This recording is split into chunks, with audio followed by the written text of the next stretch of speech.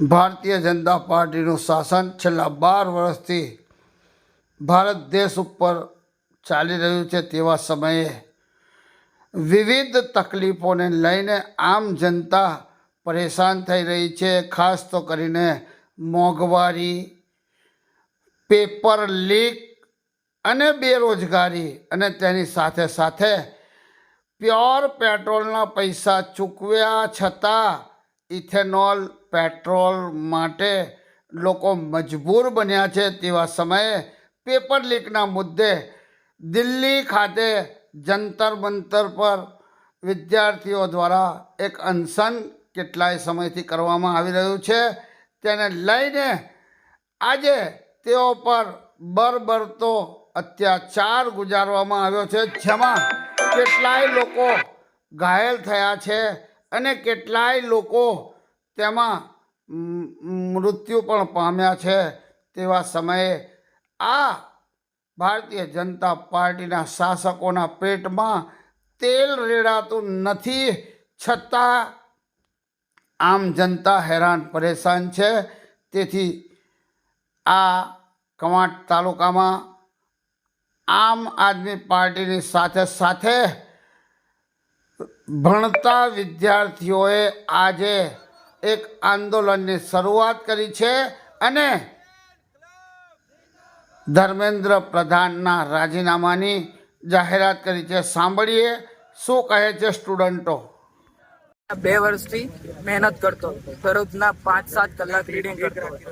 દિવાળી, ઉત્તરાયણ, કોઈ બી ફેસ્ટિવલ હોય એમાં મેં એટલી બધી મોજ નથી કરી, એમાં બી વાંચ્યું હતું। મારી નીટની એક્ઝામમાં પહેલા પેપરની અંદર 100 ઇઝી પેપર હતું, એમાં મારે 530 માર્ક આવતા, બરાબર। હવે પેપર લીક થઈ ગયું, મેન્ટલી તો થઈ ગયું હતું કે હવે આપણું થાય નહીં। મારું પહેલી એક્ઝામમાં મારું એડમિશન થઈ જતું, પછી પણ તે મેં પછી હોસ્ટેલ ગયો, એમાં બી દિલ્હી મેં 11 કલાક રીડિંગ કર્યું છે। 11 કલાક મેં રીડિંગ કર્યું, પછી મારા નીટની અંદર બીજા એક્ઝામની અંદર 468 જેટલા માર્ક આવ્યા, મારે 51 માર્કનો લોસ થયો।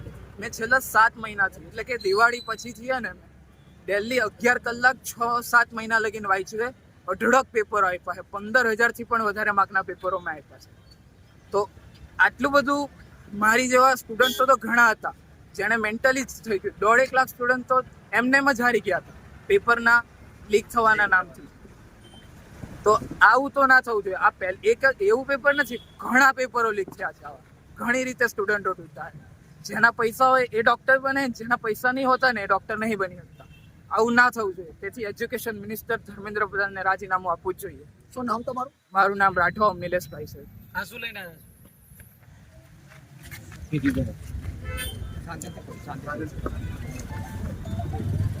11મા મહિનાની 25થી મારી મહેનત ચાલે। આ બધા મારા પેપરો છે, એટલી બધી એક્ઝામ આપી છે। ઘણી વાર તો મેન્ટલી હારી ગઈ છું। અહીં દેખો, મેં બીમાર હતો તેઓ મેં પેપરો આપ્યા છે 3-3 કલાક તરત બેસીને। પેપરના 12 રાઉન્ડ, આ ગુજકેટ બોર્ડ, આ બધાના 10-10 રાઉન્ડ, 40 હવે સરકાર પાસે તમારી શું અપેક્ષા છે? બસ કે આવું તો ના થવું જોઈએ। પેપર બનાવો, સિક્યોરિટી રાખો, પછી જે ટેલિગ્રામ છે, આવી બધી વેબસાઇટ, આમાં કોણ લીક કરે છે તમારી સાયબર સિક્યોરિટી કમ્પ્લીટ રાખો, આ બધું રાખો। ઘણા સ્ટુડન્ટો જતા રહ્યા છે પાછળ, તો પ્લીઝ આને ધ્યાનમાં રાખીને ઘણા નિર્ણયો લો। એજ્યુકેશનને ઘણું આગળ બતાવો। યુથ જોડે ઘણી પાવરો છે, તો ખબર નહીં પડતી કોઈ, તો એજ્યુકેશન મિનિસ્ટર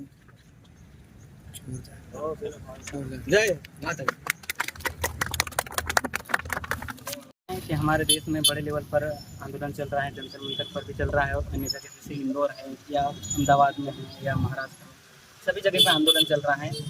लेकिन वहाँ पे हमारी सरकार किसी की कोई भी आवाज़ नहीं सुन रही है। ऊपर से बच्चों को, स्टूडेंट को मारा जा रहा है और उनके साथ पूरी तरह से पुलिस बर्बरता कर रही है। तो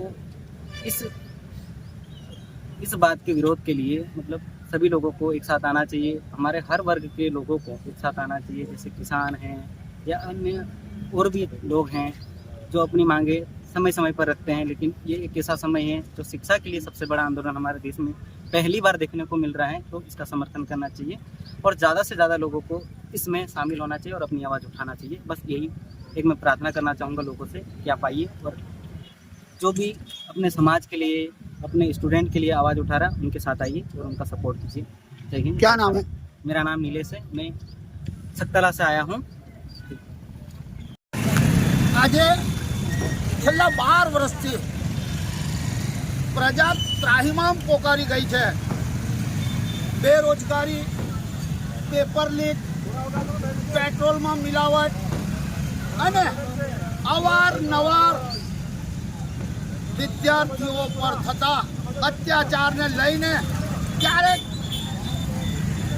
પોતાની નોકરી માટે આંદોલન કરતા વિદ્યાર્થીઓ તો ક્યારેક હાલમાં પેપર લીક મુદ્દે ધર્મેન્દ્ર પ્રધાન જે કેન્દ્રીય શિક્ષણ મંત્રી છે, જેમના રાજીનામાની માંગ સાથે જંતર મંતર દિલ્હી ખાતે આંદોલન કરી રહેલા વિદ્યાર્થીઓ ઉપર લાઠીચાર્જ કરી અત્યાચાર ગુજારવામાં આવ્યો, જેમાં કેટલાય લોકો ઘાયલ થયા છે અને કેટલાક જે જીવ ગુમાવ્યા છે. તો આવી સરકાર આ દેશમાં કેવી રીતના ચલાવી લેવાની, એના માટે હાલ ચો તરફથી આંદોલન થઈ રહ્યા છે. તેવા વખતે અમે પણ કવાંટ તાલુકામાં આજે ધર્મેન્દ્ર પ્રધાન જે કેન્દ્રીય શિક્ષણ મંત્રી છે તેના રાજીનામા માટે હાલ કવાંટ નગરમાં રેલી સ્વરૂપે નીકળનાર છે.